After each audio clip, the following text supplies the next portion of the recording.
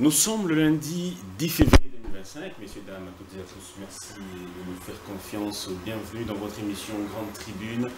Aujourd'hui, nous allons nous appesantir sur le sommet conjoint SADC et AC qui a fourni des résolutions. On va donc s'appesantir sur cela, comprendre qu'est-ce qui a été dit de façon concrète, qu'est-ce qui devra être fait, est-ce que c'est avantageux, désavantageux pour la RDC, comment la République devra se comporter au regard de ces résolutions proposées par la SADC et la communauté économique des États d'Afrique de l'Est. On parlera également des quelques réactions des chefs d'État à l'issue de ce sommet. En RDC, le cardinal Fridolin Ambongo s'est exprimé, sa déclaration est également commentée sur toutes les plateformes numériques et même dans les médias traditionnels. Messieurs, dames, comment devra se comporter la RDC dans cette période plus ou moins indélicate de son histoire? Alors, trois invités sur ce plateau avec qui nous allons évoquer cette pertinente question, la paix dans la partie est de la République démocratique du Congo. Alors, je vais commencer par saluer mes invités par ordre d'arrivée. Je commence par Monsieur Pascal Ondje, qui nous fait en tout cas l'honneur, le plaisir, le bonheur de prendre part à cette émission. Un homme que vous connaissez très bien, vous connaissez sa dextérité et sa pertinence, spécialiste des questions politiques. Monsieur Pascal Ondje, merci beaucoup et de nous faire cet honneur de prendre part à cette émission. Bonjour, merci beaucoup Dan, surtout à vous qui m'avez invité. Je me réserve le droit de présenter, sinon de saluer les invités, les frères qui sont en face de moi parce que vous ne les avez pas encore présentés. Mais je vais profiter de l'occasion pour aborder un petit fait qui dérange dans le Haut-Katanga. À ce jour où le pays fait face à l'agression rwandaise, je pense qu'il fallait tout faire pour qu'on ait des institutions apaisées dans des provinces. C'est quoi le problème dans le Haut-Katanga, précisément à Lubumbashi? On a fabriqué un dossier pour finalement faire partir un vice-gouverneur qui est de l'UDPS, simplement parce que lui semblait très gênant. Hier, il était maire de la ville de Lubumbashi. Il y a eu des actes qui ont été posés. Bon, ce dossier avait commencé d'ailleurs en 2019, pendant qu'il n'était pas encore gouverneur. C'était l'octroi d'un espace pour la construction des activités nautiques. Son prédécesseur, et maire à son temps, a pris un acte, un arrêté, octroie l'espace à un pasteur pour l'organisation de ces activités. Le problème ne s'est pas posé. On avait le même gouverneur qui est aujourd'hui Jacques Kiaboula. Et lui arrive en 2023 et le monsieur sollicite encore une fois de plus pour élargir un peu l'espace. Il dit, mais il n'y a pas d'inconvénient parce qu'il y a eu des ordonnances, sinon des arrêtés qui ont été pris à son temps. Alors, lui aussi prend l'arrêté et le monsieur a commencé ses activités. Tous les services ont acté. Le problème ne se posait pas. À un certain moment, les voisins qui sont aux alentours ont estimé que l'eau commençait à les déranger. Ils ont saisi la justice. La justice a tranché. Le problème ne se posait pas. Mais curieusement, quelques députés, et je vais citer ici de l'ensemble, vont maintenant monter un coup simplement parce qu'on l'accuserait d'avoir dénoncé la construction, sinon la réhabilitation de la piste de Moulonde. Et donc, c'est lui qui est à la base de la fuite de Moïse Katumbi. Il faut en finir avec lui. Et le gouverneur, Jacques Kiaboula, qui est, entre guillemets, de l'Union sacrée, va s'embrouiller avec eux pour finalement vouloir faire partir quelqu'un. Là aussi, la procédure n'a pas été respectée. L'Assemblée nationale convoque une session extraordinaire uniquement pour ça. La curiosité. Maintenant, on apprécie la question au sein de l'Assemblée. On n'a pas voté la motion de déchéance, mais on a voté plutôt le rapport. On a adopté le rapport. Mais curieusement, on va sortir des documents, des lettres, comme quoi le vice-gouverneur a été déchu. Curieusement, une fois de plus, le gouverneur saisit le vice-gouverneur qu'il est déchu et il va sceller même ses bureaux. Lui va venir ici, il a saisi les instances, il a saisi le ministère de la Justice, Jacquemain Chaban, que je salue finalement. Et c'est avant-hier, Jacquemain Chaban a pris la correspondance condamnant la procédure. Il parle de la procédure cavalière de la destitution du vice-gouverneur. Et voilà, parce qu'il faut respecter ne fût-ce que la procédure. Je suis en face d'un juriste d'ailleurs. Les actes administratifs, surtout posés à une certaine époque, lorsqu'on on assumait d'autres fonctions d'État, ne peuvent pas être objet d'une destitution d'un gouverneur, d'un vice-gouverneur qui n'est plus maire. Moi, à ce jour, il est vice-gouverneur. Donc, à ce stade. Et voilà, sur le plan politique, il faut bien lire cette histoire. Comme je vous disais la fois passée, je vous parlais ici de la... Parce que je monopolise un peu la parole là. Je parlais un peu de la philosophie de Machiavel. Oui. Attention! Attention! Les cyniques sont encore là. Les loups sont encore là en face des moutons. Vous les considérez qu'ils sont devenus moutons alors qu'ils sont loups, ils vont vous bouffer. Pendant ce temps, si on ferme l'œil, on fait erreur dans les Hauts-Katanga, nous allons regretter de la même manière que nous avons regretté dans le Nord Kivu.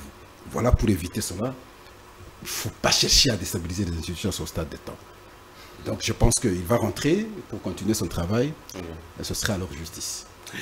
Merci beaucoup, Monsieur Pascal Ondje, qui nous a fait donc le point de cette question-là. Monsieur Mathieu Takizala, bonjour également. Bonjour, cher dame.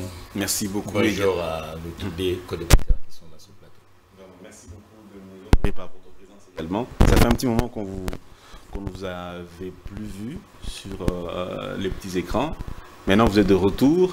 Oui, c'est normal. Vous savez, la technocratie oblige le recul, analyser, auditer tout ce qu'on a fait. Parce que depuis 2016, avec cette aventure congolaise, pour apporter un peu ce que je connais dans l'espace congolais ou l'espace africain, l'économie pratique, l'économie de l'entreprise. Donc c'est là exigé depuis 2023. Donc je me suis dit, il faut regarder et changer comment il faut faire de sorte que l'entreprise doit retourner dans les enjeux d'aujourd'hui. Parce que vous savez, la guerre commerciale arrive entre la Chine et les États-Unis. Il y aura des répercussions. C'est vrai qu'aujourd'hui, ce n'est pas le sujet qu'on est venu ici, mais nous devons tenir compte à ça parce qu'aujourd'hui, l'une des grandes difficultés de la République démocratique du Congo, c'est l'absence de la voie, ce qu'on appelle l'élite économique. La vraie élite économique, les grands entrepreneurs, les managers, ainsi de suite. C'est ce qui est vraiment le vrai problème de la République démocratique du Congo. Et nous devons comprendre, parce que quand vous êtes dans un pays, il faut anticiper, il faut analyser, il faut apporter. Nous devons aller du point de vue pratique, parce que du point de vue pratique, il y a beaucoup d'éléments. Et c'est pour cela, donc, on est toujours au travail. Mais on a pris un peu ce recul pour essayer un peu d'auditer tout ce qu'on avait fait, ce qu'on avançait, comment est-ce. Là, on est dans le retour obligé, parce que l'économie, on ne parle plus de ça vraiment en ce moment, mais c'est l'enjeu du XXIe siècle. C'est l'enjeu du XXIe siècle, l'économie. Merci bien, Monsieur Mathieu Takizala. Vous êtes entrepreneur et homme d'affaires congolais. À votre droite, c'est Monsieur Maître Armand Lokeka. Armand Lokeka, avocat au barreau de Kinshasa-Gombe. Vous êtes aussi chercheur en droit constitutionnel. Merci beaucoup également de nous honorer par votre présence dans cette émission. Merci beaucoup, Monsieur Dan. Merci. Je ne veux pas aborder ou entrer dans des choses dites telles que j'ai entendu par cher aîné qui est journaliste comme vous, qui est en face de moi, de parler de ce qui se passe à Lubumbashi, au Katanga, plus précisément au Katanga, avec la destitution du vice-gouverneur. Nous en avions déjà parlé, que la loi, elle doit être impersonnelle et elle ne peut pas avoir un penchant. Quand la loi est déjà figée sur une personnalité, ça pose un problème. Il est vrai que cette procédure, nous l'avons décriée depuis le départ du vice-gouverneur de Kinshasa à l'époque, que pendant le dépôt de candidature, on vous dit que le gouverneur ne peut pas déposer la candidature sans un vice. Cette candidature n'est pas recevable. C'est-à-dire que c'est une conditionnalité électorale. Et que c'est ainsi que la faute, les responsables de toutes les fautes commises dans la gestion du gouvernement ne revient pas au vice qui a des prérogatives subsidiaires. on dit en cas de tel, il a un portefeuille bien connu. Si on veut faire partir le vice-gouverneur, quelle est la procédure? Kinshasa a créé une jurisprudence où nous avons vu l'élection du vice-gouverneur. Violation au même de la loi électorale et de la Constitution.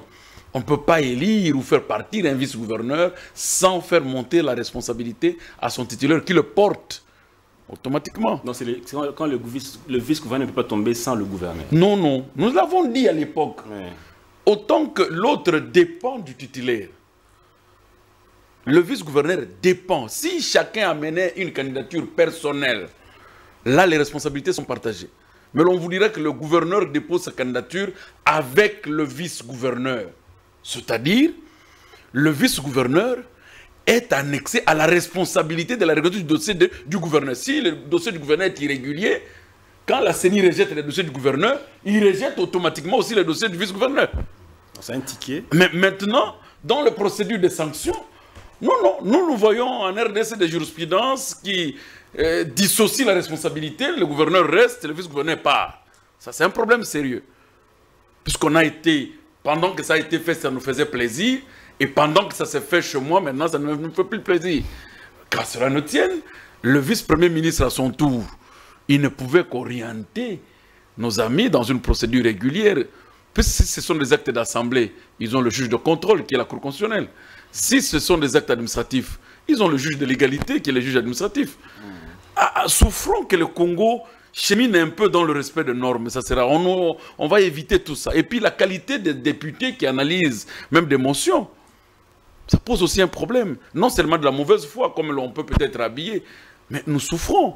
Acceptons que cette décentralisation doit amener un temps de souffrance, puisqu'on n'est pas encore arrivé à un choix radieux de qualité des députés provinciaux capables d'amener le pays là où nous voulons.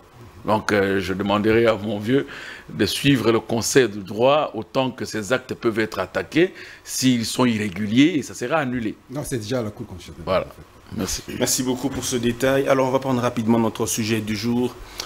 Sommet conjoint SADC-EAC, analyse des résolutions qui sont donc sorties de ce sommet conjoint. Voilà, il y a le sommet conjoint a demandé aux chefs des forces de défense de l'EAC, de la SADC de se réunir dans les 5 jours et de fournir des directives techniques sur les cessez-le-feu immédiat et inconditionnel et la cessation des hostilités, la fourniture d'une assistance humanitaire, y compris le rapatriement des personnes décédées, l'évacuation des blessés, élaborer un plan de sécurisation pour Goma et ses environs, l'ouverture des principales voies d'approvisionnement, notamment à Goma, Sake, Bukavu, Goma, Kibumbaru, Rumangabo, Kalengera, Ruchuru, Bunagana et Goma, Kiwanja, Rwindi, Kanyabayonga, Lubero, la rouverture de l'aéroport de Goma de façon immédiate, donner des conseils sur d'autres interventions de facilitation connexes. Le sommet conjoint a réaffirmé le rôle essentiel du processus de Luanda et de Nairobi, ordonné que les deux soient fusionnés en un seul processus Luanda-Nairobi. Le sommet conjoint a en outre décidé de renforcer les deux processus afin d'améliorer leur complémentarité et a donné mandat au coprésident en consultation avec l'Union africaine. Le sommet a également enjoint au gouvernement congolais d'engager des discussions directes avec le groupe AFC M23. Mesdames et messieurs, voilà l'essentiel de ce que le sommet a donc produit comme résolution. Les réactions ne se sont pas fait attendre. Le président Kenya William Ruto, président en exercice de l'EAC, a déclaré ce qui suit, je cite, « Il est essentiel de concentrer nos efforts sur le dialogue intra-congolais entre les partis en RDC, ainsi que sur le dialogue entre la RDC et ses voisins, en particulier le Rwanda. Les résultats du sommet conjoint sont essentiellement des mesures de confiance en faveur d'une paix durable. Ces mesures de confiance conduiront finalement au retrait des troupes de la SAMI DRC, Cyril Ramaphosa. Dialoguer, dialogue, c'est le mot sacré, c'est les maîtres mots qui peuvent nous aider à sortir de notre situation actuelle. Nous trouverons des solutions à nos crises qui durent depuis des décennies en dialoguant même avec ceux-là que nous considérons comme des ennemis. Ça, c'est Fridolin Mbongo, le cardinal. Nous avons convenu que son Excellence Félix Tshisekedi devrait engager un dialogue avec ses opposants armés. En outre, l'EAC devrait convoquer un sommet urgent avec la SADC, donc pour rechercher une solution durable à cette situation. Ça, c'est Museveni qui se prononçait avant même ce sommet SADC EAC. Alors, on va donc analyser ces résolutions qui tournent autour du dialogue. Le dialogue, c'est le maître mot qui a été réaffirmé là-bas au cours de ce sommet. Monsieur Pascal Ondje, quelle lecture vous avez personnellement fait de ce sommet conjoint EAC-SADC? Bon, c'est une déception pour moi, parce que ça ne m'a pas surpris d'ailleurs. Je l'avais annoncé bien avant. Parce que aussitôt qu'on avait pris Goma, l'EAC s'est rencontré. Ils étaient en visioconférence. Ils ont apprécié la question, mais en fait, quand ils ont dit la République démocratique du Congo devrait échanger avec le M23. Donc, il faut se référer maintenant au processus de Nairobi. Et nous allons aussi proposer une rencontre avec la SADC. Et à son temps, j'avais dit, attention, ces gens sont très malins. Parce que qui compose l'EAC? Vous avez l'Ouganda, vous avez le Kenya, vous avez la Somalie, vous avez le Rwanda. Bon, je me limite là, mais ce sont des nilotiques. Et quand vous regardez les faits et gestes du président kenyan, vous allez comprendre que tout ce que Paul Kagame dit, c'est ce que lui fait. Et de l'autre côté, nous avons la SADC, qui visiblement n'est pas composée de pays nilotiques. Et qui s'assemblent, souvent c'est le Bantou, et ainsi de suite. Et pour eux, dans le contexte de ce conflit, il faudrait que la République démocratique du Congo échange avec le Rwanda. Et vous vous rendrez compte, tous les appels au niveau international sur la nécessité d'échanger, la nécessité de négocier, on appelle les échanges entre la République démocratique du Congo et le Rwanda. Pourquoi? Parce qu'il a été avéré clairement, que ce soit par le rapport du groupe d'experts des Nations Unies, que ce soit par d'autres moyens, on a démontré effectivement que sur le sol congolais, il y a des militaires rwandais. Et le massacre, sinon moi je parle du génocide qu'on a commis dernièrement ici à Goma, c'est avec les militaires rwandais qui sont entrés physiquement identifiés comme tels. Et donc, dans cette rencontre, c'est l'EAC qui a influencé sa lecture de faits à la SADC. Et vous allez vous rendre compte que même quand vous prenez la conclusion sur le communiqué, nulle part on condamne le Rwanda. Nulle part on parle des crimes commis par le Rwanda. Et là, ça déçoit totalement. Ça déçoit d'autant plus que il y a eu une allure qui a été prise à travers les différents parlements des pays européens. Le Parlement européen également. Et on tentait de condamner et nous poussions pour que il y ait on appelle quoi le retrait? Non, pas le retrait. Parce qu'ils condamnaient, on voulait qu'il y ait des sanctions. Des sanctions contre le Rwanda. Mais c'est pendant ce temps que, au niveau de l'Afrique, on se rencontre pour dire le Rwanda n'a rien. Il n'est pour rien, le Rwanda n'est pour rien. Et là, c'est dangereux. Mais je trouve un communiqué. On me présente, on me dit, c'est le ministère de la Communication et Médias. Mais quand vous lisez le communiqué, vers la première page en bas, on dit il faudrait que on revienne dans le contexte de Luanda la fois passée. Ici, la RDC Salut est content du communiqué pondu par la réunion conjointe. Je me dis, mais c'est pas possible. Alors, il y a une acceptation telle que nous acceptons, nous assumons de neutraliser l'FDLR. Je me pose la question, et pourtant, nous étions en train de dire depuis tous ces temps que l'FDLR n'existait pas. S'ils existent, c'est qu'ils ne sont plus... ils n'ont plus la capacité de nuisance, de déstabiliser les institutions rwandaises. Alors, même à partir du moment où nous acceptons comme ça, soyons également conséquents de pouvoir, en tout cas, désarmer, neutraliser l'FDLR. Le matin, si vous aviez suivi le ministre des Affaires étrangères et rwandaises. Paul Ndou... Il dit, à ce stade, nous pensons que la RDC n'aura plus un autre prétexte. Nous voulons voir qui va violer ce qui a été convenu ici. D'abord, le cessez-le-feu et la question de neutraliser les M23.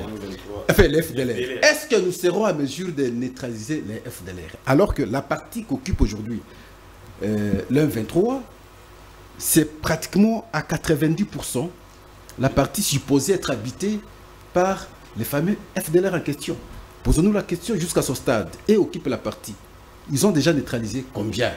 Vous vous rendrez compte que c'est un prétexte rwandais et nous sommes tombés dans ce piège-là. Il sera difficile de sortir de ce piège. C'est un piège. Mais c'est un piège. Nous ne sommes plus dans ce piège. Mais comment même mettons? Parce que Goma et le reste occupé. On vous dit c'est le feu. On n'a pas respecté le feu lorsqu'on l'avait décrété à son temps. Vers Kanyabayonga. Et maintenant ils ont violé, ils ont pris Goma et on vous dit c'est le feu. Comment on va gérer Goma? Qui va gérer Goma maintenant? La République démocratique du Congo ou le Rwanda? Parce que pour le Rwanda, il a déjà atteint ses objectifs. Les mines, ainsi de suite, sont là, ils vont exploiter. Mais est-ce que le gouvernement devra engager directement des échanges avec le M23 à l'AFC?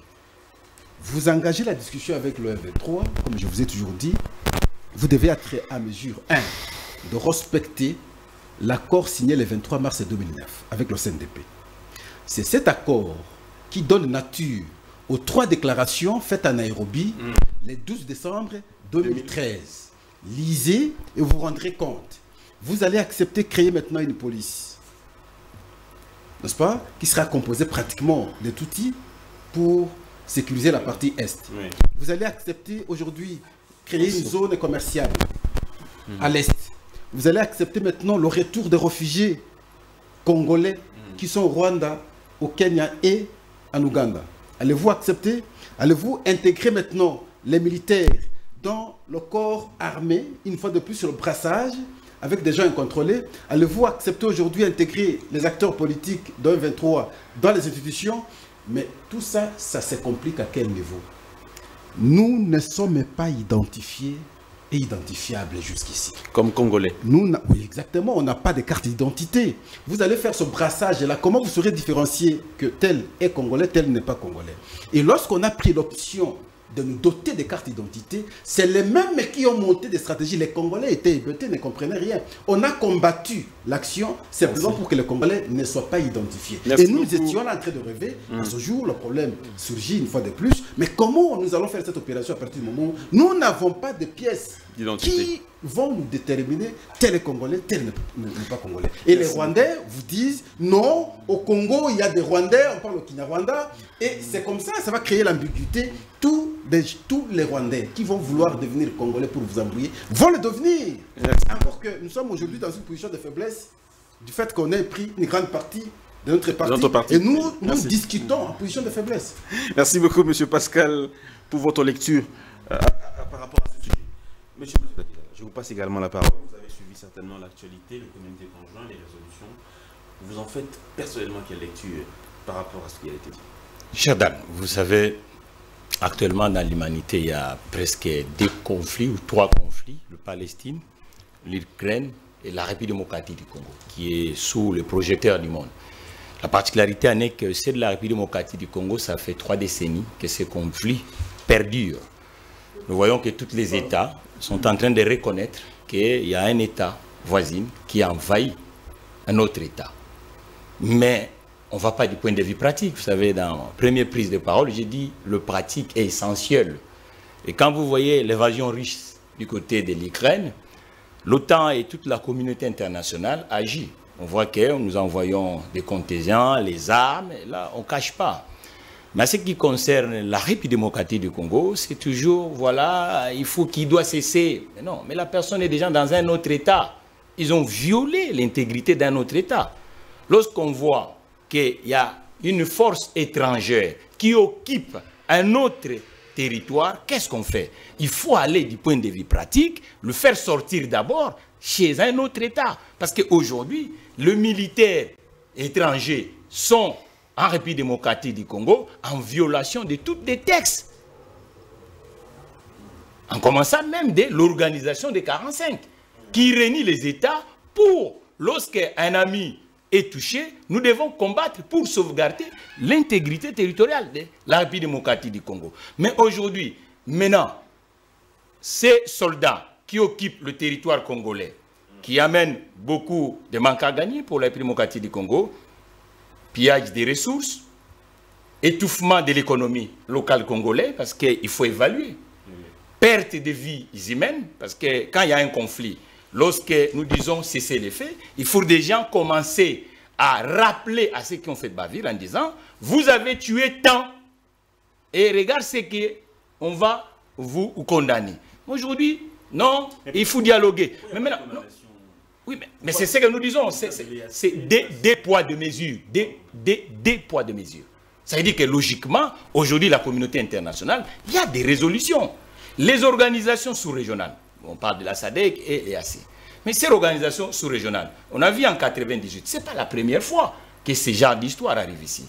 Lorsque Laurent Désiré Kabila est au pouvoir, il y a eu aussi ce genre de scénario qui a commencé à l'Est et qui est venu même dans la partie du Congo central. Qu'est-ce qui s'est passé? Les alliés sont allés du point de vue pratique pour bouter ces gens-là dehors, en dehors du territoire congolais. Aujourd'hui, du côté congolais, je pense que la communauté internationale, ça se voit clair. Il ne faut pas rester avec des mots, parce que cet État est en train d'occuper un autre État. Et qu'est-ce qu'on doit faire? Il faut bouter l'État qui occupe le territoire de l'État voisin. Ils doivent sortir. Mais comment ils doivent sortir? Ils ont venu avec des armes. Ils ne sont pas en personne civile comme ça. Ils ont des armes, ils ont tout. Et maintenant, il faut une autre force en face de ceux qui occupent le territoire d'une façon irrégulière. Et après, lorsque vous allez le bouter dehors, s'il y a des négociations, il y a des plateformes régionaux et internationales, c'est là où on peut négocier. Maintenant, ceux qui occupent là, tout le monde dit, il y a une présence, ou même vous connaissez les noms, qu'ils sont en République démocratique du Congo. Maintenant, ils occupent sur quelle base? Si nous reconnaissons que... La sortie de crise, c'est le dialogue. Le cardinal Ambongo l'a dit. Le dialogue, c'est le maître mot, c'est les mots sacrés. Oui, mais c'est même la Seconde Guerre mondiale, les gens ont dialogué, mais il y a eu aussi des forces qui se sont combattues, parce que là, aujourd'hui, injustement, c'est le Congo qui est en train de perdre. Aujourd'hui, c'est le Congo qui est en train de... Vous savez, la question des sécuritaires, je ne suis pas expert dans ça. Je crois qu'il faut inviter de temps en temps les experts des ordres sécuritaires de venir nous expliquer. Mais moi, je vais aller un peu de l'aspect économique et l'aspect sociopolitique. C'est administratif. Parce que le problème, c'est quoi? En quoi dialoguer? M. Pascal venait tracer un tableau qui n'est pas du tout, on va dire, reluisant. Dialoguer nous ramènerait à un plan, en tout cas, de brassage, de mixage, des recettes qu'on a déjà connues dans le passé, mais qui n'ont pas produit des résultats. Mais est-ce que, Dan, pour que quelqu'un puisse revendiquer une nationalité quelconque, il faut prendre des armes? Mais non, mais écoutez, non, mais soyons quand même sérieux. C'est-à-dire, est-ce que pour... Ça, c'est une question administrative. Vous comprenez? Comment ça peut devenir comme si c'est la République démocratique du Congo, le premier État, où pour revendiquer la nationalité, il faut rentrer dans la jungle? C'est pas logique. Et pourquoi on a créé des organisations internationales? Si par exemple un autre État qui est membre des Nations Unies trouve que peut-être que son intégrité territoriale est violée, mais partez auprès des organisations internationales. Cela ne vous justifie pas de rentrer dans un autre État. C'est une violation. Une violation qui n'est pas, on va dire, certes condamnée par certains États. Mais condamné aujourd'hui, moi je crois le mot condamné, toutes les organisations, l'Union européenne, les États-Unis, tout le monde condamne. Mais celui qu'on condamne est dans la... Il est là, il est en train de faire les choses où on peut citer le nom dans des caméras. C'est-à-dire qu'il faut l'empêcher. Vraie condamnation, il faut aller dans l'axe pratique. Des sanctions sous le Rwanda? Ah oui, mais c'est logique. C'est logique. Ils ont des armes, messieurs, dames. Ce n'est pas des civils, c'est des militaires d'un autre État qui rentrent dans un autre État. Là, c'est tout à fait clair. Mais la solution définitive, c'est quoi pour... La solution définitive, je crois que la République démocratique du Congo doit, à l'interne, d'abord, question sécuritaire, il n'y a pas d'idéologie politique là-dedans, il faut faire bloc, les Congolais. entre eux pour qu'ils puissent... Par le dialogue notamment. Oui, mais je crois qu'entre Congolais, si vous n'êtes pas unis, automatiquement, ça sera extrêmement dur. Je crois du côté congolais, il faut nous, l'organisation, pour que nous puissions faire, et puis changer l'attitude de nous tous là, qui sont publics, pour que nous puissions quand même comprendre que ça perdure, ça fait 3 décennies, et que cette histoire, c'est uniquement des mots. Quittons le mot, allons-y dans le terrain pratique. Terrain pratique. Merci. Merci beaucoup. Alors, Maître Herman Lokeka, je vous passe également la parole. Les résolutions, je crois que vous les avez déjà, vous les avez lues. Est-ce que c'est en faveur ou en défaveur de la RDC quand vous analysez? Oui, justement, je ne veux pas être loin de la logique qui m'a précédé pour présenter mon indignation suite à l'espoir qu'avait le Congolais sur la diplomatie, aussi longtemps que la diplomatie réside sur un problème de crédit et d'intérêt. Et le problème de crédit et d'intérêt des États fait cohésion avec le sous-table diplomatique. C'est-à-dire qu'est-ce que le Congo laisse en passe pour que les États qui lui sont utiles le soutiennent dans des sommets internationaux. Il arrive que nous ne soyons pas peut-être à la hauteur de subventionner nos sous-tables diplomatiques afin que nous ayons un grand nombre de voix susceptibles de faire entendre la réalité, mais qui sont en train de nous faire ce que l'on appelle le trompe-l'œil. La SADC a lâché le Congo? Oui, déjà en lisant ces résolutions, la SADC a lâché le Congo. Pourquoi? Puisque le Congo avait tellement d'espoir à la force militaire de la SADC, qui déjà à la dernière minute, l'Afrique du Sud s'est pointée, l'Angola s'est pointé, il y a eu plusieurs pays, le Zimbabwe était déjà en train de se pointer, et que du coup, on sort des résolutions sans qu'aucune résolution ne mette une clause sanctionnateur qui voudrait peut-être promettre une sanction à une de parties qui va déroger ou qui ne va pas respecter ces résolutions. Pourquoi la SADC se verrait obligée de soutenir le gouvernement légal. Vous comprenez? Parce que nous n'avons même pas entendu une seule promesse du genre. Qu'est-ce qui fait que la SADC se soit comportée comme ça? Le sommet de la SADC seul n'est pas arrivé à cette conclusion pour demander au gouvernement de dialoguer avec l'AFC de Nanga. Mais dans ce sommet conjoint, EAC, SADC, c'est que la RDC refuse, a été finalement demandé. Qu'est-ce qui pousserait la SADC aujourd'hui à accepter cette...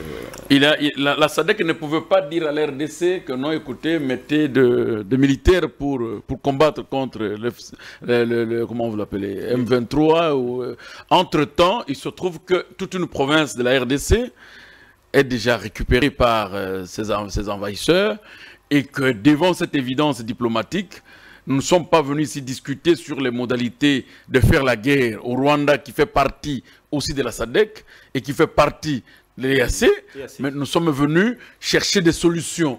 C'est un sommet de solutions. Mais les solutions sont encadrées toujours par des clauses qu'on appelle des clauses de sécurité qui sanctionnent un comportement qui déroge. Même quand nous faisons nos contrats de bail, on vous dit que non.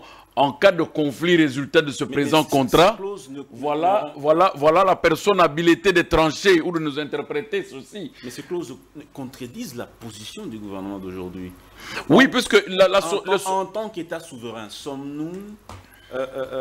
nous ne sommes pas contraints de les appliquer en tant qu'État souverain. Non, mais cela le problème. Vous n'êtes pas contraint. Entre-temps, vous aviez sollicité le sommet des Nations Unies, le Conseil de sécurité des Nations Unies, qui en fait, jusqu'aujourd'hui, vous n'allez pas me dire que le Conseil de sécurité des Nations Unies est contre le dialogue. Et nous avons tenu le 25 janvier, si je ne m'abuse bien, il y a eu le premier sommet de SADC qui a sollicité le sommet conjoint qui vient de se passer le 8 février, toujours dans l'intérêt de trouver la paix en RDC. Le dialogue, c'est la solution. Vous comprenez? Et quand l'on vous dit tout ce qu'on a parlé de farfelu, le reste, moi je m'en tiens au maître mot et sur lequel la SADC nous regarde l'instant. Il regarde le gouvernement congolais qui avait dit que ça c'est une ligne rouge qu'il ne peut pas franchir. Or, en politique internationale, il n'y a pas de ligne rouge à ne pas franchir quand il s'agit de la paix, soit dans l'intérêt communautaire comme dans l'intérêt d'un pays. Il n'y a pas de ligne rouge. Puisqu'on peut négocier même avec une personne que l'on pense être très radicale, pour autant à l'amener, le dialogue n'est pas une faiblesse. C'est les éléments à dialoguer qui va maintenant afficher la faiblesse de parti. Quel est votre avis par rapport à ça? Mon avis est qu'il n'y a pas de ligne rouge à ne pas franchir quand il s'agit de la paix. Mais le problème, c'est de savoir qu'est-ce que nous allons... Qu'est-ce que nous allons amener au dialogue pour que nous n'affichions pas une faiblesse? Voilà la question majeure. La question, ce n'est pas de refuser. Non, non, on ne peut pas refuser le dialogue. Puisque tout ce pays... Si, la RDC a refusé le dialogue. Oui, mais écoutez, tout ce pays sur qui nous comptions avoir une aide martiale, une aide d'armée, une aide de potentialité ou de capacité dissuasive conséquente, nous regardera après le sort du dialogue, d'abord intercongolais, et le deuxième dialogue, y mettre le non-armé et les armés. On dit le parti étatique et le M23. Merci beaucoup. Alors, maintenant, là, nous n'avons pas d'excuse de dire à ce peuple que nous n'allons pas dialoguer. Sinon, nous n'allons pas non plus dire que non, nous attaquons le Rwanda. Entre-temps, si nous sortons de la décision du sommet de la SADC et de l'EAC, en disant non, non, nous n'allons ni dialoguer, ni échanger. Nous préparons la guerre contre le Rwanda. Merci beaucoup. Attendez-vous maintenant à des sanctions communautaires. Merci beaucoup. Monsieur Pascal Ondié, si on n'applique pas ce que demande la SADC et l'EAC, notamment ce qu'ils disent pour une solution durable dans la partie Est, il faut dialoguer. Si on ne dialogue pas avec Corneille Nangaa, AFC et tous les gens là, tous les M23, ainsi de suite, si on ne dialogue pas, ça sera quoi la conséquence pour nous Congolais, pour l'État congolais? Bon, moi je pense qu'il faut qu'on sache, qu'on soit en mesure de fixer les choses. La conception du dialogue, selon le cardinal Ambongo, n'est pas la même avec le gouvernement lorsqu'on parle du M23. Parce que dans la conception d'Ambongo, c'est comme Martin Fayoulou, entre Congolais, échangeons, en tout cas ayons la même lecture sur cette problématique de l'agression. Là, c'est entre Congolais. Oui. Mais ici, il faut comprendre que le M23, même s'il y a quelques Congolais qui sont là, il n'est pas la fabrication congolaise. C'est une stratégie rwandaise pour l'atteinte des objectifs sur le sol congolais. Et les échanges ont eu lieu dans le passé. C'est comme ça que je vous ai renvoyé en 2009 l'accord avec le CNDP. Oui. Et ça a évolué comme ça. Donc, ça veut dire que lorsqu'on parle du dialogue, nous devons comprendre, lorsque c'est avec le M23, c'est dans quel cadre, dans quel contexte et de quelle façon. Lorsqu'on parle du dialogue entre Congolais, c'est dans quel cadre aussi. Alors, ne faisons pas d'amalgame, sinon... On se perd. Pas nous, hein. Ceux qui parlent du dialogue, là, qui ne fassent pas l'amalgame, sinon ils vont croire qu'ils aident le pays et ils risqueraient maintenant d'enfoncer ce pays dans un grand trou, encore une fois de plus. Je constate que nous avons failli à Dar es Salaam. La RDC a failli. La première ministre était physiquement présente. Le président a participé par visioconférence. Mais personne n'a imposé à la République démocratique du Congo de pouvoir accepter ce qui a été convenu. On pouvait refuser à partir du moment où, visiblement, il n'y a pas de condamnation contre le Rwanda. Mais je me pose la question, pourquoi on a pu accepter très facilement comme ça? Or, bien avant, il y a le vice-ministre, mon ami d'ailleurs, que je le salue, de la Défense. Il se retrouve à Malabo, dans le cadre de CEAC.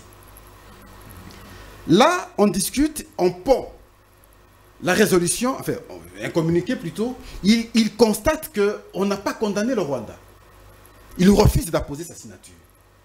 Il accompagne cela par une déclaration. Et qu'est-ce qu'on a fait? On est revenu, on a apprécié le texte, finalement. On a inclus les condamnations, ainsi de suite. Et puis, en fait, quand il va apposer la signature, c'est lui qui a gagné. Mais ici, le président est là, la première ministre est là.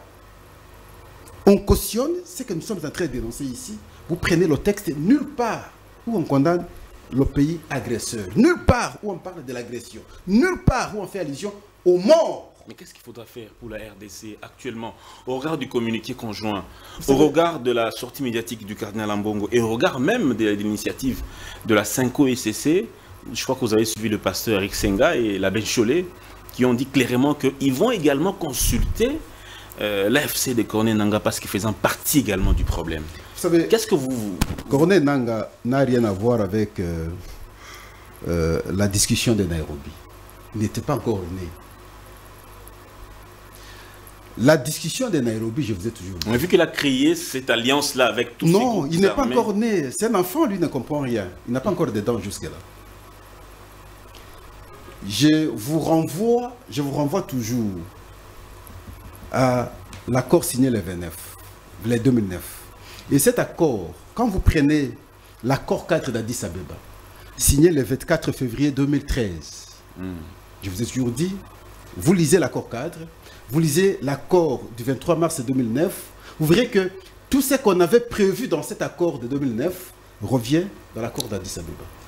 Nous allons nous retrouver à Kampala. En 2013. 2013.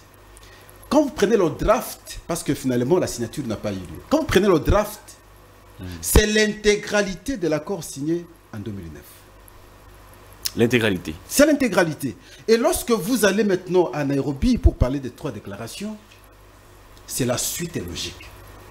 Alors, je ne pense pas que, même si on peut aller avec la morale, voyez-vous, et le malheur du président de la République, c'est que, comme dirigeant, il aime bien la philosophie de Platon.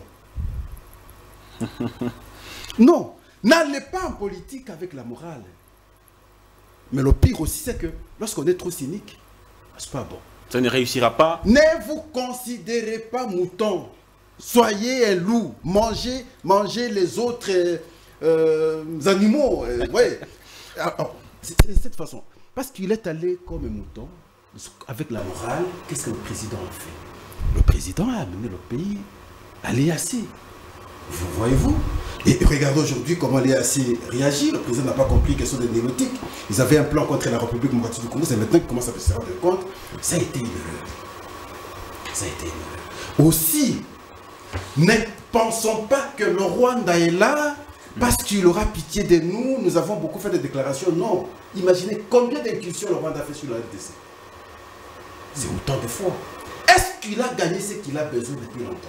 Nous devons nous interroger. Là aussi, lorsque d'un côté au niveau international, on vous parle des accords signés avec l'Union européenne, est-ce qu'on a mis de côté ces accords? Non, ils sont encore là. Mais les objectifs de cet accord, ou ces accords, c'est quoi? Exploiter les minéraux de la République démocratique du Congo.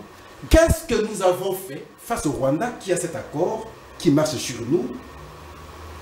Visiblement, en tout cas, tous les sommets n'ont pas trouvé solution à cette question. C'est nous qui payons le prix. Qu'est-ce que nous devons faire? Il faut des réflexions profondes. Mais entre-temps, sur le terrain, les militaires sont là. Ces communiqués demandent qu'il y ait cessez-le-feu. C'est vrai. Mais après, que devra faire la RDC? Donc, cessez-le-feu ici, on nous a dribblés. On nous a dribblés dans le cessez-le-feu. On nous a dribblés parce que lorsqu'on avait décrété le cessez-le-feu, nous étions vers Kanyabayonga. D'accord. Là, ils ont progressé. Quand ils progressaient, personne ne les a condamnés. Maintenant, on a pris la partie, on est à la porte de Bukavu, n'est-ce pas? Et merci beaucoup. Cessez-le-feu. Mais comment nous allons faire? On devra nous... Qu'est-ce qu'on... Si par exemple que... Parce que vous avez suivi le maître, vous a expliqué, s'il n'y a pas de clause. Il arrive en fait quand bon, on ne s'entend pas. On fait quoi? C'est pas un grand avantage parce qu'ils ont déjà fait un grand pas. Ils ont déjà pris une grande partie de notre pays. Est-ce que c'est Il n'y a pas de garantie jusqu'à-là. Il n'y a pas de garantie. La partie. Pendant ce temps, le Rwanda va continuer à exploiter nos minéraux. Oui, mais M. Pascal, mais quelle devra être l'attitude de la République démocratique du Congo pendant cette période? Ça c'est une très belle question. Merci beaucoup. Ça veut dire qu'il faut savoir négocier, n'est-ce pas, à plusieurs fronts. Le premier front, d'accord. Parce que là aussi, c'est la partie que j'aime de l'accord. Ça veut dire que d'un côté, on doit négocier avec le 23, mais de l'autre, on doit. Mais justement, c'est la déclaration qui le dit. Nous devons en même temps aussi échanger avec le Rwanda. Mais avec le Rwanda, on vous conditionne. Et vous acceptez cette condition. Je vous ai parlé ici de la neutralisation des FDLR. La République démocratique du Congo n'a pas de FDLR. C'est l'argument qui a toujours fait accepter le Rwanda dans des concerts des nations. Alors maintenant, lorsque vous êtes État, République démocratique du Congo, souvent menacé, souvent agressé, sous prétexte de héberger les FDLR. Mais en fait, quand vous acceptez que vous avez les FDLR, vous allez les neutraliser, mais vous donnez raison au Rwanda. Merci beaucoup, M. Pascal. Nous, prochainement, nous aurons quel argument, parce que moi, Pascal, je disais que les FDLR n'existait pas. Merci beaucoup, M. Pascal. Merci beaucoup, M. Pascal. Alors, voilà. M. Mathieu Takizala, rapidement aussi, je vous donne le même nombre de temps. Dites-nous. C'est vrai que vous avez dit que vous n'êtes pas spécialiste des questions sécuritaires, mais au regard de la lecture des faits, vous qui êtes Congolais, vous, comment la RDC devra se comporter pendant cette période ici, vis-à-vis de ce communiqué conjoint de la SADC, l'EAC? Est-ce qu'on devra l'appliquer à la lettre ou on devra, comme République démocratique du Congo, réaffirmer notre souveraineté pour prendre une position qui soit indépendante de ce que les autres États viennent de dire? Vous savez, le siècle qu'on vient de passer, il y a eu l'invasion de Koweït. Comment la communauté internationale a agi concernant l'invasion de Koweït? Ça veut dire qu'aujourd'hui, la République démocratique du Congo, comme État à part entière de plusieurs organisations internationales, et qu'aujourd'hui, nous avons une partie du territoire occupée par des forces venant dans un autre État, tout ce que nous pouvons dire aujourd'hui, nous demandons que la communauté internationale puisse agir du point de vue pratique comme ils ont agi au niveau de Koweït à l'époque. Parce qu'aujourd'hui, les positions où cet État est en train d'occuper au niveau de la République démocratique du Congo, est-ce que la communauté internationale, comment il va expliquer aux Congolais qui sont membres de ces organisations, parce que vous êtes dans votre maison, le matin, il y a un voisin qui est arrivé, il est là, il occupe, et les autres voisins vous disent non, non, il faut déjà commencer à négocier avec lui. Bon, vous allez négocier comment lui, il occupe la maison. Donc je crois qu'aujourd'hui... La solution, c'est quoi? Donc, mais la solution, elle est simple. Je vous ai dit, il faut aller du point de vue pratique. Oui. Celui qui prend le manguier, toi aussi cherche aussi à prendre le jus banane qui est à côté de lui. Parce que c'est ce qui se passe. Mais donc je crois qu'aujourd'hui, qu'est-ce qui se passe au niveau de l'Ukraine? Est-ce que les Américains se cachent lorsqu'ils donnent des armes aux Ukrainiens? Pourquoi on donne des armes aux Ukrainiens? Ben, il faut se battre. Comme, je dis, mais parce que l'Ukraine est occupée. Les Gazaouis. Mais maintenant, l'OTAN, qu'est-ce qu'il fait? Les Français, les autres, ainsi de suite. Pour éviter l'occupation de ces territoires, on va soutenir l'armée ukrainienne pour faire face à l'invasion étrangère. Et aujourd'hui, c'est le cas aussi de la République démocratique du Congo. Donc je crois... La RDC n'a pas de soutien comme l'Ukraine. Non, mais pourquoi la RDC... L'Ukraine à la France, l'Ukraine à les États-Unis, à l'OTAN. Vous ne voyez pas que c'est injuste. Le conflit de la RDC, c'est 30 ans. Le conflit de l'Ukraine, c'est même pas 10 ans. Vous comprenez? Le nombre de dégâts qui se sont prononcés dans le territoire congolais, elle est énorme. Elle concerne aussi la communauté internationale. Vous comprenez? Donc je crois qu'aujourd'hui, nous devons aller dans ce conflit du point de vue pratique. Soutenir. C'est-à-dire militaire. Bon, comprenez comme vous... Pratique, c'est-à-dire quoi? Oui, mais il faut agir sur le terrain, parce que ces gens-là sont en train d'agir sur le terrain. Il faut agir sur le terrain. Il faut agir sur le terrain. Parce qu'au niveau de Koweït, et la communauté internationale avait agi sur le terrain. Ils ne pondaient pas que des communiqués. Ils ont empêché l'Irak à faire ce qu'il faisait au niveau de Koweït. Et aujourd'hui, il faut empêcher l'État qui est en train d'occuper le sol congolais. Hier, ceux qui nous combattent étaient dans les localités un peu lointaines, Kiwanja, Rumangabo, Bunagana. Et quand on regarde la chronologie des faits, on constate que ces personnes sont en train d'avancer. On se dira ça comme ça. C'est-à-dire, du point de vue militaire, notre armée est en train, on va le dire, de reculer plus ou moins. Alors, devant quelqu'un, ça fait presque 3 ou 4 ans que nous avons repris ce combat-là, qui continue d'avancer. Qu'est-ce qu'on doit faire? On doit se réarmer davantage pour combattre, ou on devra dialoguer, comme disent les chefs d'État de la CIA? Vous avez le message du général de Gaulle à Londres, c'était quoi? Lorsque la France est occupée. Vous comprenez? Donc avec les Alliés, il y a eu des débarquements. Débarquements pour bouter l'ennemi en d'autres territoires. Donc aujourd'hui, il faut que l'ennemi qui occupe irrégulièrement le territoire congolais, il doit sortir. Oui, mais...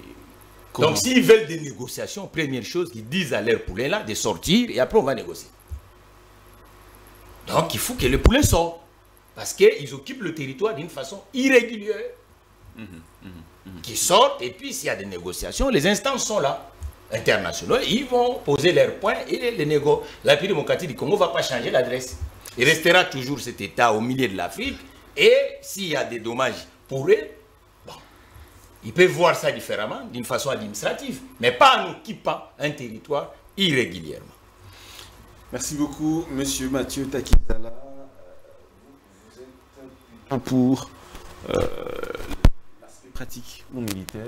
Mais parce que ça fait 30 ans, chef d'âne, que ça dure, les concitoyens ne peuvent plus rentrer dans... aller faire leur chant, ainsi de suite, tous les jours ça sonne, mais à un moment, comprenez, ces gens-là aussi ont le droit de la vie. Je pense qu'à la communauté internationale, on avait créé l'ONU pour que ces genres d'injustice ne peuvent plus exister dans un autre État. Je crois que l'ONU aujourd'hui, y compris l'OTAN, ils doivent agir pour que cet État voisin qui occupe irrégulièrement la démocratie du Congo doit sortir dans le mille congolais. Merci beaucoup, Monsieur Mathieu Takizala, pour votre avis. Voyez-vous des points de ressemblance entre ce que proposent les deux églises, la Sanko et l'ECC, et puis ce que propose la SADC et l'EAC? Est-ce qu'il y a des points de ressemblance, ou bien c'est deux schémas totalement opposés? Notamment le Kika. Est-ce que voyez-vous la ressemblance entre ce que proposent les évêques de la Sanko et CC, et ce que demande la SADC et l'EAC? Est-ce que les deux sont en train de proposer la même réalité ou le même format, ou c'est deux propositions totalement opposées? Ce qui est vrai, nous n'allons pas simplement parler d'eux. Même ici au pays, dans nos échanges, dans plusieurs chaînes de télévision, nous avions déjà donné une analyse qui s'apparente à cela avant qu'on arrive aujourd'hui. À quoi? Qui s'apparente à un échange franc entre le gouvernement légal d'abord et les Congolais qui l'entourent, afin de se servir de toutes ces intelligences-là pour résoudre le problème de l'Est. Mais malheureusement, nous pensions... Vous l'entendez comment? Dialoguer opposition-pouvoir? Mais ou bien il faut inclure aussi... Non, le président n'est pas... Le président doit être un stratège. Moi, j'avais même parlé qu'il devrait même décréter une année de... M23FC. Il devrait même décréter un temps de consultation nationale où il devrait recevoir les différentes intelligences avec leurs avis sur la situation de l'Est. Et comme ça revient à lui comme garant de la nation, d'en donner une stratégie définitive. Et cela devrait être fait à ce sens-là. Prenons l'hypothèse aujourd'hui que le président ait décrété une consultation durant 3-4 mois où il doit recevoir les différentes couches politiques. Mais on fait quoi entre-temps sur le terrain? S'il vous plaît, je dis ce que nous avions dit depuis longtemps, avant que je n'arrive à la bouche de Senko et de la résolution de la SADC. Le problème, c'était lequel? Nous ne devons pas négliger des petites nuances dans la gestion de la politique active. On ne dirige pas un État sous des émotions et des sentiments. L'État se dirige sous des principes. Même ce que nous disons aujourd'hui, que tout le monde est en train de voir le Rwanda sur le terrain. Mais tout le monde voit. Mais tout le monde ne condamne pas. Tout le monde voudrait quoi? Des éléments. Vous comprenez? J'ai entendu Pascal qui est parti ici, vous dit que la première ministre sur place n'a pas pu convaincre ou appeler quel est l'objectif final que la RDC cherche par rapport à ce sommet. Quel est l'objectif final que l'on cherche par rapport à la condamnation que nous avons besoin pour que le Rwanda se sente coincé? Une mesure punitive qui serait prononcée à l'encontre du Rwanda, qui se sentirait réellement concerné et prendre des mesures adéquates pour ne plus évoquer la question de FDLR. Mais on va jusque dans ce sommet, on doit résoudre le problème majeur, invoquer le problème de fictif. Moi, je parle de la procédure ou les problèmes de FDLR, c'est un problème fictif. C'est un problème fictif. Autant que l'on nous appelle, nous, Congolais, à négocier avec l'M23, autant qu'on appellerait Kagame à négocier avec l'FDLR. Pourquoi l'on n'a pas demandé à Kagame de faire appel à ce Rwandais qui sont aujourd'hui FDLR dans des forêts congolaises à négocier, mais on nous appelle, nous, à négocier simplement avec l'M23 et faire une commission mixte pour traquer ou je ne sais pas quoi, qu'est-ce qu'ils veulent par rapport à cette situation de FDLR. Pourquoi le sommet n'a pas réfléchi à ça? Quand vous suivez les États-Unis, vous suivez la France, vous suivez le Royaume-Uni, les membres permanents du Conseil de sécurité des Nations Unies, ils disent que le gouvernement congolais arme ces gens-là. Non, mais c'est s'attaquer au Rwanda. Mais aujourd'hui, nous aussi, nous disons ceci.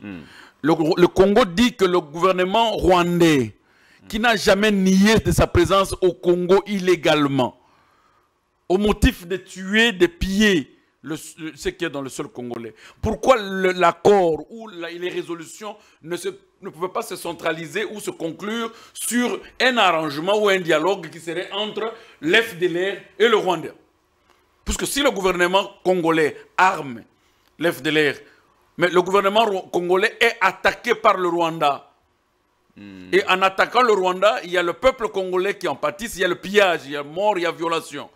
Et violence sexuelle, il y a tout ce qui se fait dans des conditions qu'ils ont décriées eux-mêmes.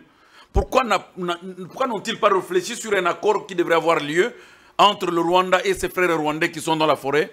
Et pourquoi ce FDLR demeure éternellement dans la forêt des siècles et des siècles? Et pourquoi le gouvernement congolais non plus n'a pas accepté, n'a pas demandé cela pendant ce sommet? Mais c'est pour cette raison que je dis que si nous avions été écoutés, peut-être dans la consultation qu'opérait le chef de l'État, cette intelligence aurait dû être comme dans le cahier de charge. Pour résoudre facilement cette question d'FDLR, autant que le sommet de la SADC et de l'EAC nous demande, nous, à parler avec deux Congolais qui seraient dans la M23, puisque quand nous parlons de M23, nous parlons entre parenthèses comme la prière d'Abraham à Dieu.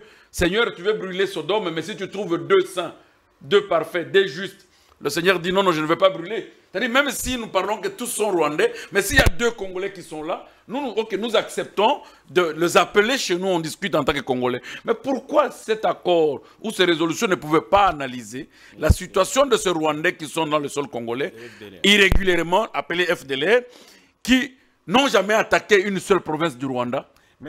S'il vous plaît, ces FDLR n'ont jamais attaqué une seule province du Rwanda. Mais ils sont au Congo en train de se nourrir de nos animaux, de nos sols, de nos cultures, de tout. Mais ils n'ont jamais attaqué une seule province du Rwanda. Mais entre-temps, le Rwanda qui nous attaque, on nous dit non, écoutez, vous devez faire une coalition pour traquer les FDLR, mais entre vous, les M23, vous devez dialoguer. Mais comment ça? Merci beaucoup. Donc c'est pour dire qu'il n'y a pas de l'espoir. Je voudrais tout simplement dire la question que vous avez posée à Pascal qui n'est plus là. Il dit non, mais est-ce que... qu'est-ce qu'on devrait faire devant cette évidence-là? Il y a 2 éléments qu'il fallait retenir dans les accords internationaux et dans les données qui dirigent les États sur le plan diplomatique. Soit un État déclare de quitter l'association, soit un État ne respecte pas, mais cherche un appui extérieur de l'association ou de la communauté de l'Afrique australe ou économique de l'Afrique centrale. C'est-à-dire aujourd'hui, nous pouvons créer des alliances avec le Mali, avec le Burkina Faso, avec d'autres pays qui peuvent donner un appui à l'RDC pour faire face à cela et omettre toutes ces résolutions, puisqu'ils n'ont pas prévu une sanction. Autant pour nous, si nous les omettons aujourd'hui, autant pour le Rwanda, s'il les omet aujourd'hui.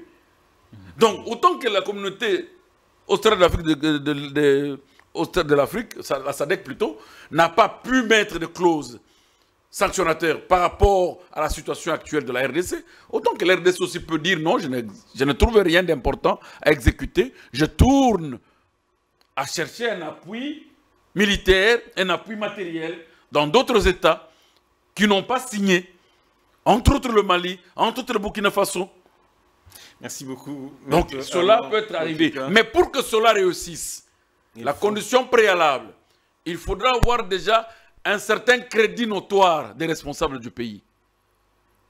Merci bien. Parce qu'en matière diplomatique, on tient compte beaucoup plus de la confiance et de la crédibilité que révèlent les institutions. Et quand on parle des institutions, on parle des animateurs. Merci beaucoup, M. Maître Armand Okika. Vous êtes pour le dialogue, vous êtes également pour, quelque part, l'option militaire. Mais que la stratégie soit vraiment bien ficelée devant la table du chef pour qu'on arrive à décider sur une option. Le dialogue n'est pas un péché, mais plutôt quoi amener au dialogue constituerait un péché. Voilà. Merci bien, Lokika, Armand Lokika. Alors, DG, M. Mathieu Takizala, je vous pose également la question. Cette guerre a aussi on va dire un volet économique, comme on dit. Important. Important, un volet économique. Les experts, certains qui suivent bien de près cette actualité disent que ce sont les matières premières qui sont au cœur de ces problèmes. Le Rwanda a besoin de cela. Le Rwanda exploite également les matières premières et les vend au niveau international à des multinationales qui fournissent des armes, qui viennent pour que le Rwanda vienne commettre ces sales besognes en République démocratique du Congo. Est-ce qu'il y a moyen d'inverser la donne aujourd'hui? C'est-à-dire qu'au lieu que le rapport des forces soit en faveur du Rwanda et que le Rwanda vienne au Congo piller, il y a moyen que le Congo puisse anticiper, être devant le Rwanda pour couper court à ça et permettre à ce que ces multinationales passent directement par la RDC et non par le Rwanda. Est-ce que c'est possible? Bon, vous savez, le maître vient de préciser quelque chose d'important en disant qu'il faut y mettre des stratégies pour faire face à la problématique qui est en face de nous. Je crois que l'État, que vous citez le nom, n'est pas l'unique État à être l'expert dans les questions de l'intelligence économique, tout ça, ainsi de suite. Je crois que du côté congolais, nous devons maintenant travailler d'une façon silencieuse pour faire de sorte que, comme cette histoire a perduré, et maintenant il faut chercher des résolutions du point de vue local. Il faut une réorganisation des Congolais, et sans le caméra, ainsi de suite, pour que nous puissions quand même de plus en plus. Le vrai problème au début de mes propos ici, c'était que nous puissions avoir les dirigeants économiques, l'élite économique capable à accompagner et le politique et les administratifs au niveau de la République démocratique du Congo pour que le lobby économique international puisse se faire, parce que le lobby économique s'est fait autour des enseignes économiques, c'est ce que nous appelons entre guillemets les entreprises, et que la consommation au niveau mondial, si vous avez le lobby économique congolais qui pèse, ça peut renverser tout ce que nous voyons aujourd'hui. Est-ce que le Congo a un lobby économique? Oui, mais le lobby économique, c'est quoi? Quand vous regardez les années intérieures de la démocratie du Congo, on avait par exemple le manière d'affaires congolais qui traitait directement dans le secteur, par exemple, agricole avec les autres États. Aujourd'hui, ça a reculé. Et maintenant, d'où l'importance du point de vue local que nous puissions chercher des voisins moyens, que dans chaque secteur, nous puissions avoir des champions locaux. Vous prenez par exemple cette région que nous parlons, elle est beaucoup plus à vocation minière et agricole, mais quand vous citez le nombre d'entreprises des capitaux congolaises dans ces coins, est de plus en plus difficile. D'où l'importance qu'au niveau des politiques publiques de la République démocratique du Congo, nous devons tenir compte de ces déficits pour que nous puissions faire de sorte que dans chaque secteur, nous puissions avoir des entreprises congolaises capables à rassurer ce que vous appelez communément les sociétés à multi-territoire, qu'on dit multinationales. Ils ont commencé, Unilever était au Congo, fut un temps, on l'a rassuré, ce qu'on appelait PLZ dans ce pays. Donc, pourquoi pas aujourd'hui que nous puissions quand même regarder les années antérieures de quel côté on était fort, pour que nous puissions rassurer aujourd'hui le mania d'affaires internationales, entre guillemets, le multinational. Tout à fait. La RDC a porté plainte contre Apple, pour dire que Apple était une multinationale qui était, était également impliquée dans ces trafics des matières premières illicites. Est-ce que vous pensez que c'est une initiative qui peut porter des fruits, aller devant la justice internationale, accuser une multinationale? Oui, est-ce que ça peut porter des fruits, ça peut décourager ces gens-là? C'est logique, cher Dan. Il y a des énormes manques à gagner économiques de la République démocratique du Congo de 30 ans. Il faut que la République démocratique du Congo puisse chercher beaucoup d'éléments pour porter les responsables devant les juridictions économiques du monde. Parce qu'il faut qu'on puisse avoir quelqu'un qui va dédommager la République démocratique du Congo. Parce que tout le monde reconnaît que cet État est à l'intérieur, tout ça on sait.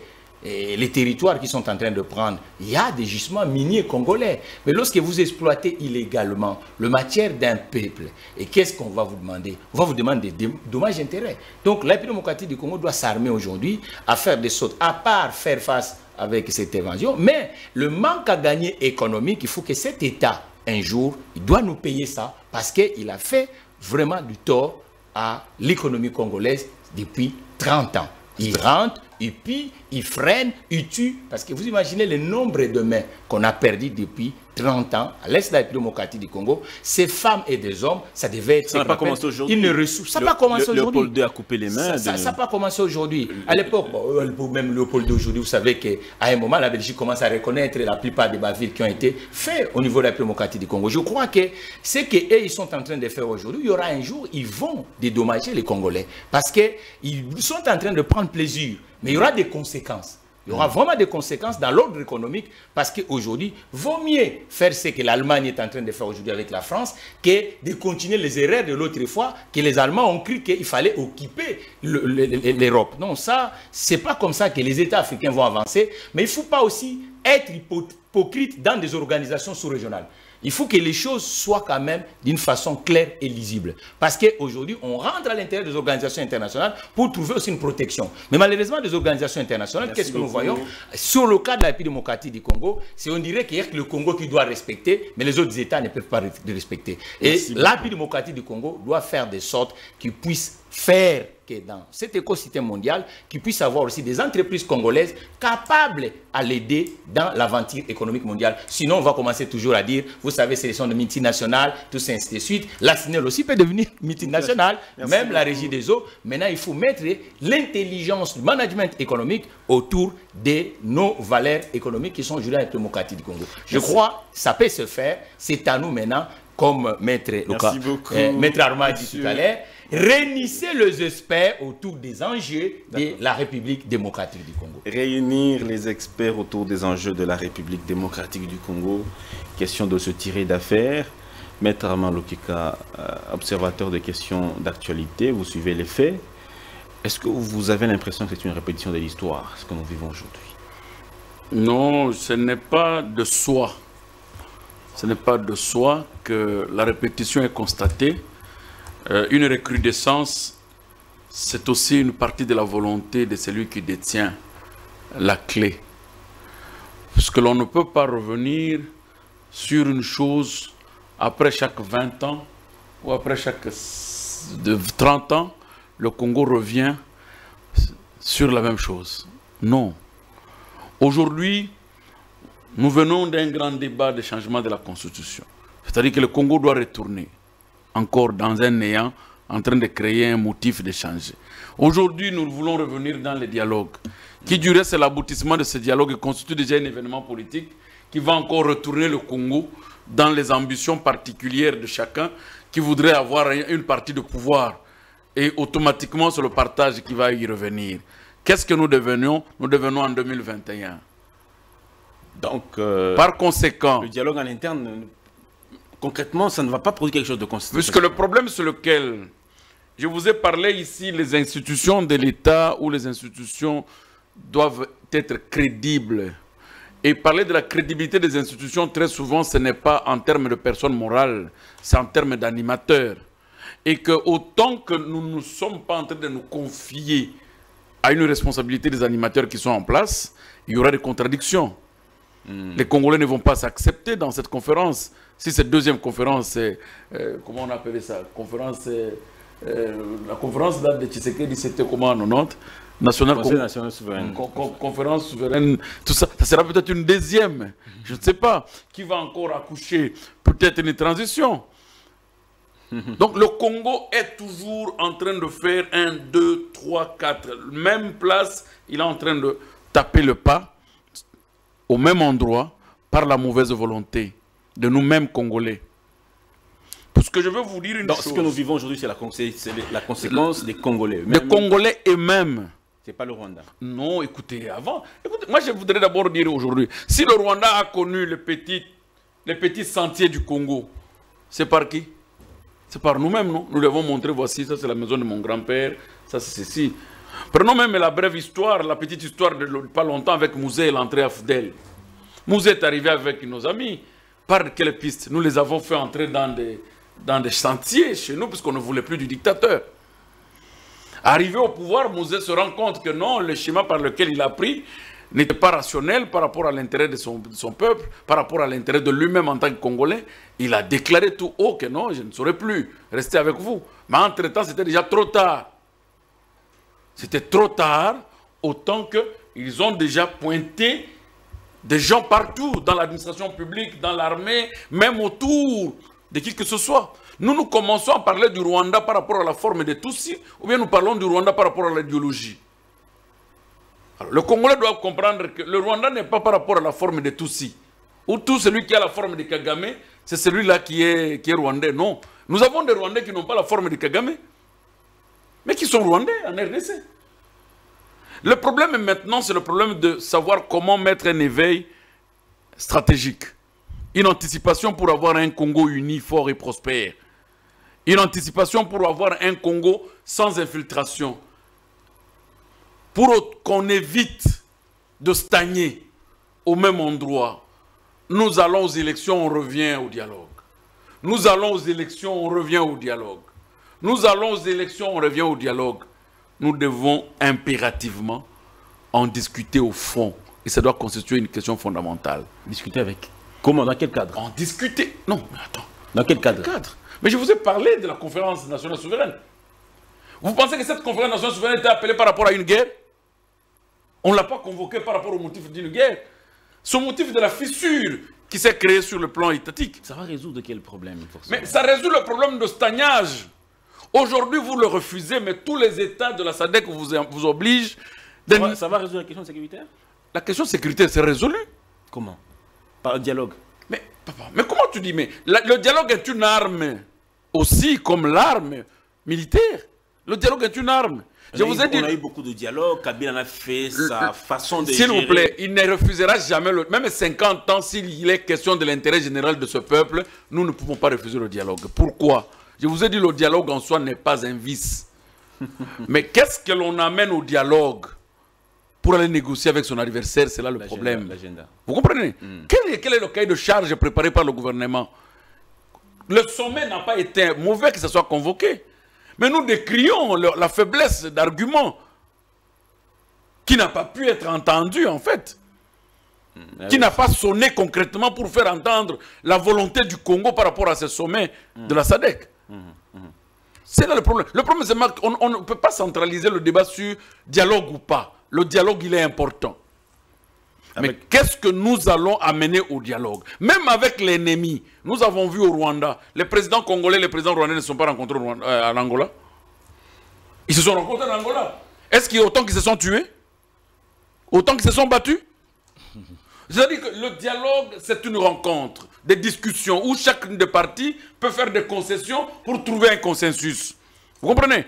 Mais le consensus doit être trouvé non pour vendre le pays, non pour solder le pays au ridicule. Un peu comme a dit Vital Kamerhe, le président veut négocier, mais pas pour vendre le pays. Voilà, non pour laisser le pays au ridicule, puisque nous devons vivre avec la génération inférieure qui saura bien écrire notre histoire. Je l'ai dit au début. Qu'est-ce que nos enfants diront? Nos papas ont soldé le pays au prix du ridicule. Pourquoi? Parce qu'ils n'ont pas bien réfléchi. Raison pour laquelle les amis du sommet ont dit 2 dialogues sont nécessaires. Inclusif intercongolais, où le génie congolais doit réfléchir. Quel est le cahier? D'accord. Voilà. Merci beaucoup de votre participation à ce numéro du lundi 10 février 2025. Ça va très vite.